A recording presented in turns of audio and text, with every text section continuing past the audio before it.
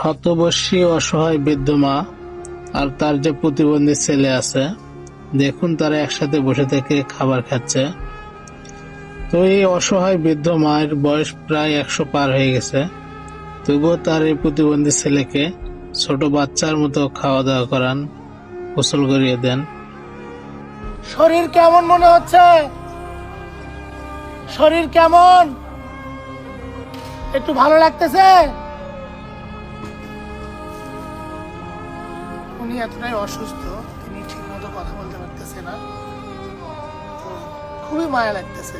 দেখেন যে আপনারা তাকে সহযোগিতা করেন আর্থিকভাবে, আর আমরা তাকে সেবা যত্ন করি, তার গোসল খাওয়া দাওয়া যখন যেরকম প্রয়োজন হয়। তো আপনাদেরও মায়া লাগে, আমাদেরও মায়া লাগে, কারণ আপনারা প্রায় 5 বছর থেকে তাকে সহযোগিতা করতেছেন, তার খাওয়া দাওয়া সুচিকিৎসা আমরা পাশে থেকে তার সেবা করতেছি।